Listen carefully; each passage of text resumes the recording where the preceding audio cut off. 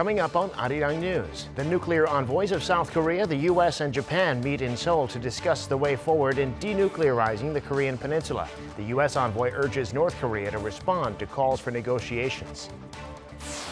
South Korea has given first doses of a coronavirus vaccine to just over 29% of its population. The campaign is picking up speed, and there's been a notable decline in new virus cases.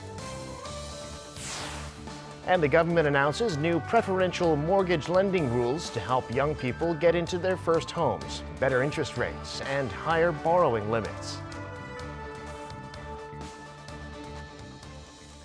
It's 5:00 p.m. here in Seoul. Thank you for joining us on Arirang News. I'm Devin Whiting. Senior officials from South Korea, the U.S. and Japan held meetings in Seoul on this Monday to discuss ways forward in denuclearizing the Korean peninsula. With more, we have our Foreign Ministry correspondent Yoon Jung-min on the line. Jung-min, what are we hearing so far? Right, Devin. South Korea's chief nuclear negotiator Do Gyu-duk has wrapped up meetings with his U.S. counterpart Sung Kim and his Japanese counterpart Takehiro Funakoshi. During their trilateral meeting, the American diplomat said the U.S. policy calls for a calibrated and practical approach, and they will explore diplomacy with the North. He emphasized yet again that there needs to be a response from Pyongyang. Take a listen. We continue to hope that the DPRK will respond positively to our outreach and our offer to meet anywhere, anytime, without preconditions. Well, their meeting follows the message last week from North Korean leader Kim Jong-un, who spoke about preparing for both dialogue and confrontation with the U.S. During a South Korea-U.S. bilateral meeting in the morning, Sung Kim said that the U.S. is still waiting to hear back from Pyongyang, adding that the U.S. will also be prepared for both dialogue and confrontation. During the first face-to-face nuclear talks since the start of the Biden administration, the three discussed ways to bring North Korea back to the negotiating table. Those that the South Korean government will continue to work for early resumption of the talks. At this critical juncture, today's meeting to strengthen the coordination among our three governments and find practical way to make substantial progress is very timely and will be instrumental to achieving our mutual goal sooner than later. This afternoon, South Korea and Japan held separate bilateral talks. During those talks, Japanese diplomat Funakoshi emphasized Seoul-Tokyo cooperation as well as Seoul-Washington-Tokyo cooperation, calling both essential for peace and stability in the region. All right, Jung-min, so for Sung Kim, it's his first time in Seoul in his new position. What else is on his schedule while he's here? Right, Devin. This afternoon, Seoul's Foreign Minister Chung Eui-yong met the U.S. envoy asking for substantive progress in the Korean peace process through close coordination with South Korea. Tomorrow morning, Sung Kim is set to meet with South Korea's Unification Minister Lee In-young. He will also have talks with a deputy minister at the Unification Ministry to discuss North Korea policy. And in the afternoon, the American diplomat is to meet members of academia and civil society to discuss the outcomes of the U.S. policy review on North Korea. Kim is set to leave early on Wednesday. That's all from me at this hour. Back to you, Devin. All right, our Foreign Ministry correspondent, Yoon Jung-min, thank you. And with North Korea talking about dialogue and confrontation, President Biden's national security advisor says the U.S. is waiting for a clearer signal before starting talks with the North. Kim Hyo-sun has more. U.S. National Security Advisor Jake Sullivan says the U.S. is waiting to see a, quote, clearer signal from North Korea that the regime is ready to initiate talks. Asked about North Korean leader Kim Jong-un's latest remarks that the North needs to prepare for both dialogue and confrontation with Washington, Sullivan told ABC News that such comments are an interesting signal.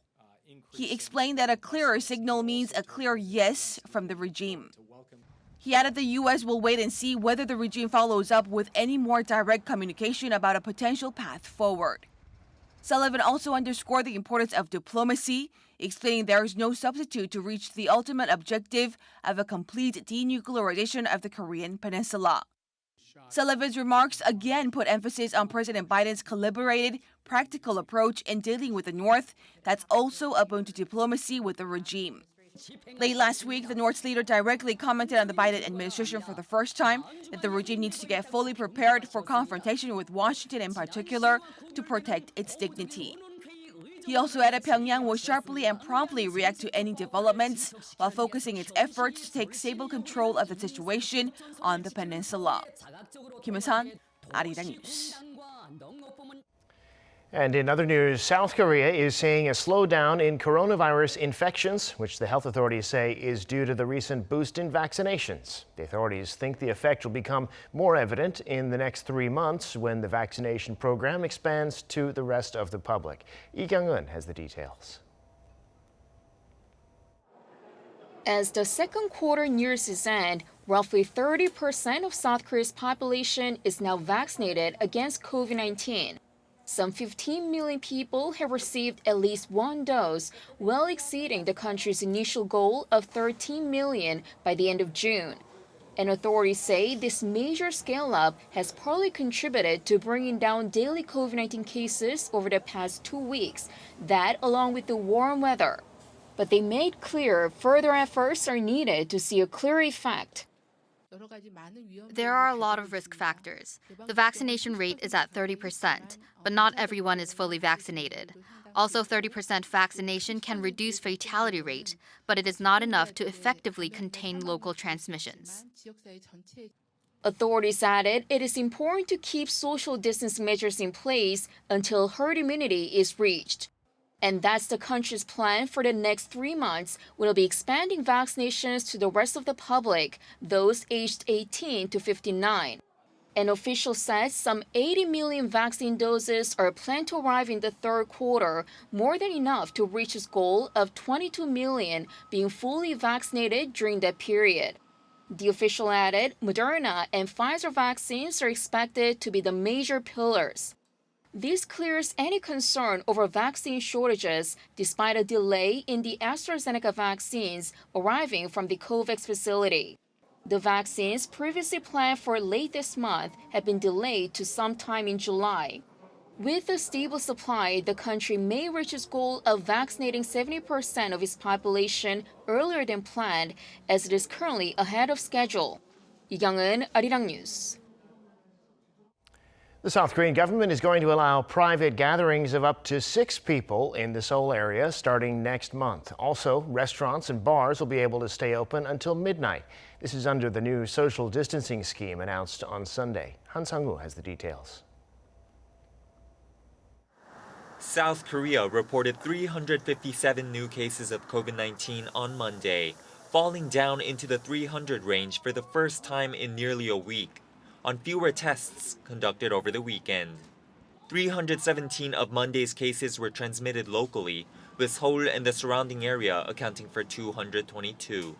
Cluster infections have been linked to social gatherings nationwide and a hospital in Busan, while a recent outbreak at a church in Seoul is now being linked to over 30 patients. Out of the 40 imported cases, 14 are believed to come from Indonesia. Starting July 1st, the country will allow private gatherings of up to 6 people in Seoul and the surrounding area. This will be raised to 8 people after a 2-week trial period. It's all in line with a new social distancing plan revealed on Sunday, which simplifies the current 5-tier scheme into a 4-tier one. The new rules will allow nightclubs and other adult entertainment facilities in the greater Seoul area, expected to be placed at level 2, to resume operations. Restaurants, cafes, and singing rooms under level 2 can operate for 2 hours longer until midnight. The rest of the country will likely be placed under level 1, meaning come July, there will be no bans on private gatherings or business hour restrictions. Concerts can have up to 5,000 people in attendance from level 2 to 4, while demonstrations of up to 99 people are allowed under level 2.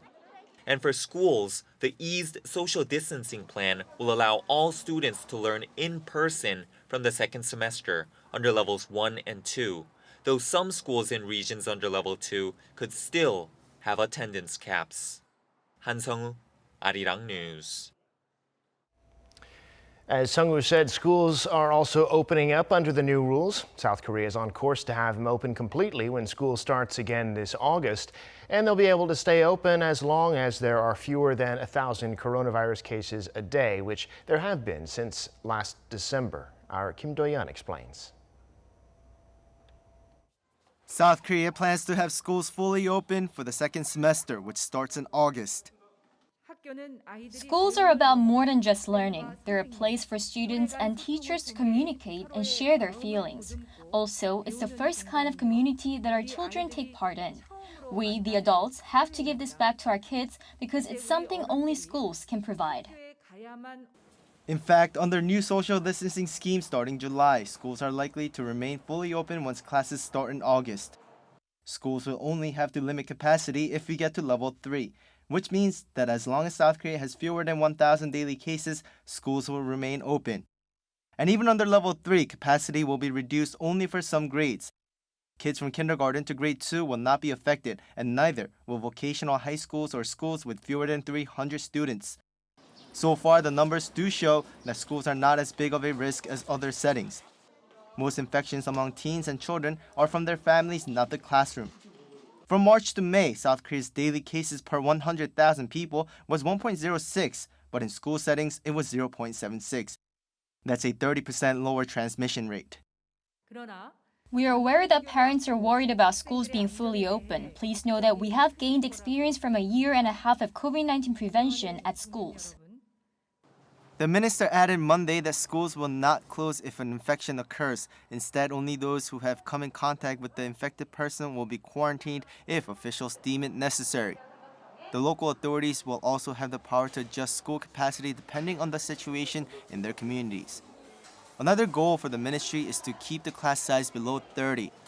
To do this, it's considering setting up makeshift classrooms on school grounds. But for that, details will be announced next month. Kim Do-yeon, Arirang News. President Moon Jae-in has appointed new Blue House secretaries for political affairs, youth affairs, and education. One of the secretaries is just 25 years old. That's Park Sung-min, who will be the new secretary for youth affairs. Blue House spokesperson Park Kyung-mi said the Blue House hopes the new secretary will help recognize the difficulties faced by young people and improve communication with them. Park, the new youth secretary, is currently attending Korea University and will be applying for a leave of absence for her new job. Also appointed is Kim Han-kyu, who will serve as secretary for political affairs, and Lee Seung-bok as secretary for education.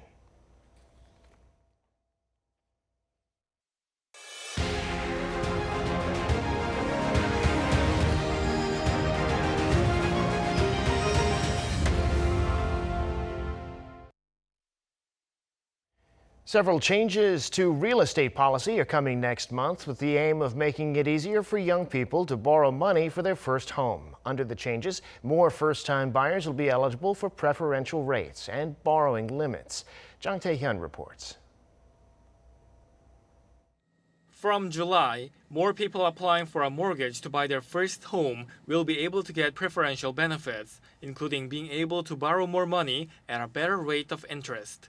Previously, married couples had to have a combined income below $70,000 to qualify for the benefits, but this limit has been raised to about $79,000. One of the benefits is that the loan-to-value ratio is 10 to 20 percentage points higher, meaning that people can borrow a larger slice of their property's value. But housing loans are still limited to around $350,000. The government has also revised lending rules for under 34s and newlyweds who are borrowing money for jeonse, or paying a large deposit to lease a house. The first $61,000 of loans for jeonse used to have a maximum interest rate of roughly 2%, but now the first $88,000 will get this preferential rate. Additionally, the government commission fee will shrink from 0.05% to 0.02%. These changes are expected to help about 5,000 more young people find a place to live. Jang Tae-hyun, Arirang News. South Korea's exports have been performing very well so far this month, showing a solid recovery from the pandemic. According to the Korea Customs Service, exports in the first 20 days of June amounted to some $32.4 billion US. That's a jump from a year earlier of 29.5%. With fewer working days on the calendar this month, daily average exports spiked more than 33%. Semiconductors were up almost 29%, while cars and petroleum products jumped by around 62% and 58%, respectively. Time now for an in-depth look at the market news this afternoon, and for that I'm joined on the line by Dr. Yang Jun-seok, professor of economics at the Catholic University of Korea. Professor Yang, good afternoon. Good to have you back on. Happy to be here. Well, last Friday, stocks on Wall Street saw quite a big decline. The Dow off by 500 points, the Nasdaq by 0.9%. It seems like a while since they've had this kind of volatility. What's the story in the global markets? Okay, well, they're attributing the large decline on Friday to three reasons. Two of them are rather technical, and one has to do with the FOMC meeting. The first technical reason is that last Friday was so-called quadruple witching day, which occurs on the third Friday of the month of last month of every quarter. So that would be in March, June, September, and December. And why do they call it a quadruple witching day? It's because it's the day that the single stock options, single stock futures, stock index options, and stock futures options expire. So on those days, stocks do tend to do very badly, and that's partially the reason why it did so badly on Friday. The second reason is that when we have these type of end of option days, these witching days, they have rebalancing of some of the indices. So S&P as well as FTSE rebalance some of their indices, which seem to have affected some of the numbers. But the biggest reason that the analysts attribute is the FOMC meeting that they actually had on Wednesday afternoon, when the dot charts average showed that the Fed is likely to increase rates twice by 2023. And then St. Louis Fed President Jim Bullard said that interest rate may rise as quickly as late 2022. Now, the analysts are attributing the major reason for the stock price fall to the potential interest rate decline in the potential interest rate increase in the future.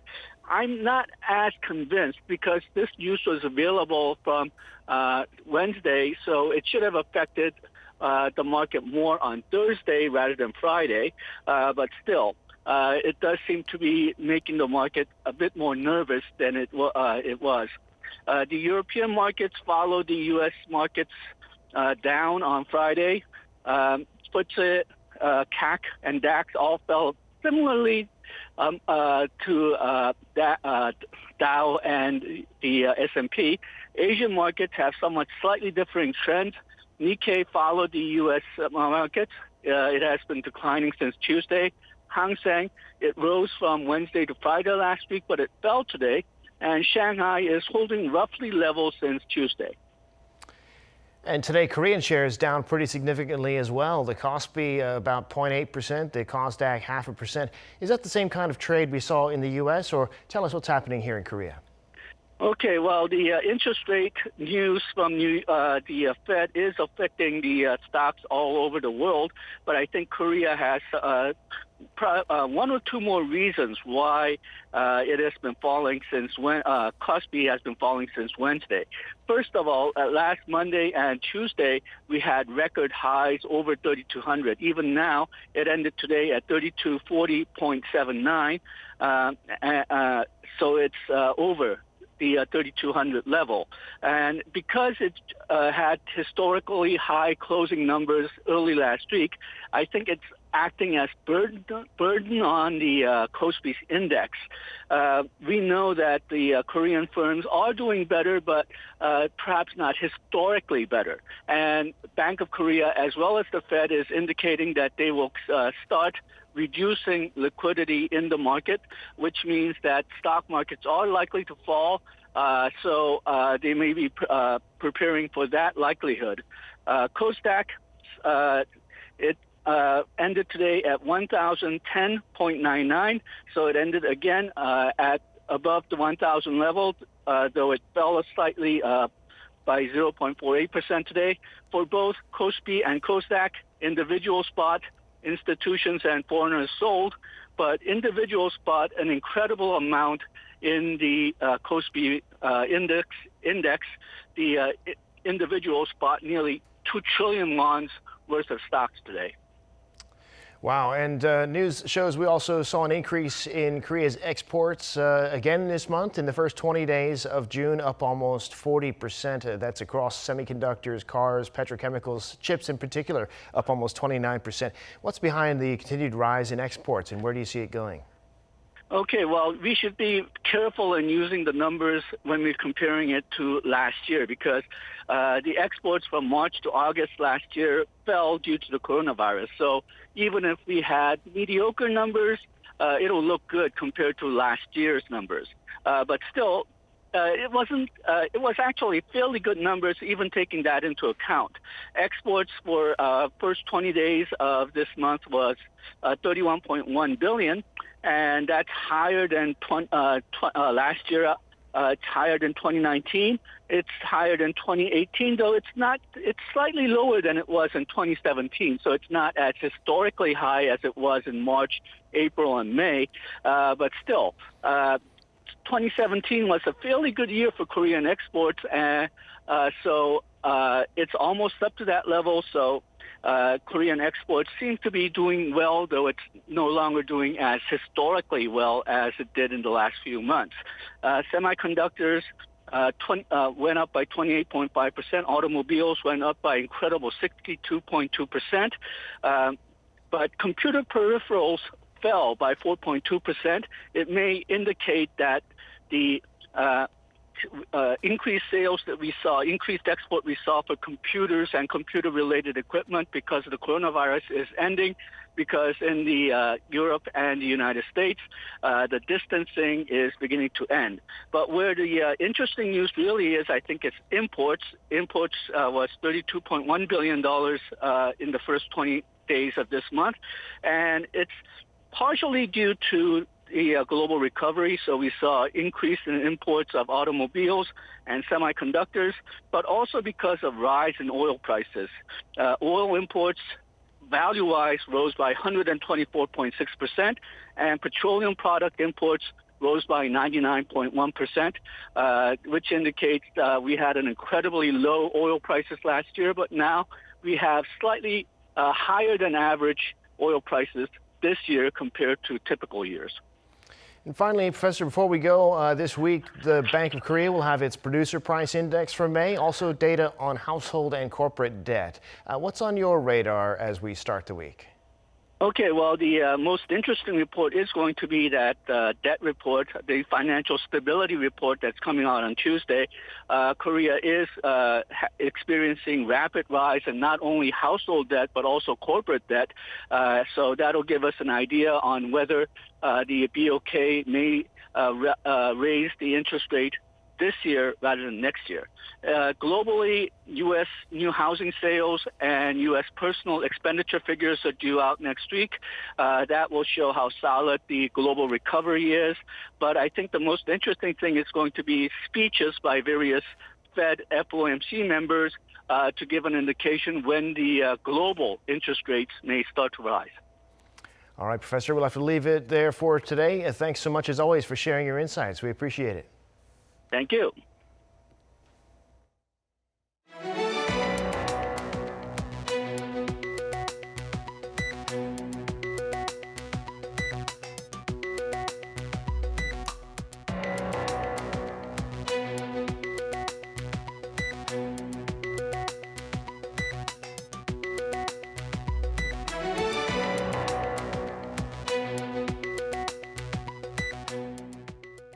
There's been a rise in ordering delivery food in the pandemic, and that trend is reflected in restaurant data over the last 12 to 18 months. Almost 1 in 5 restaurants last year partnered with a food delivery app, especially restaurants with higher revenues. And for the biggest delivery app, its own revenues last year almost doubled. Pei-Eun-ji has more.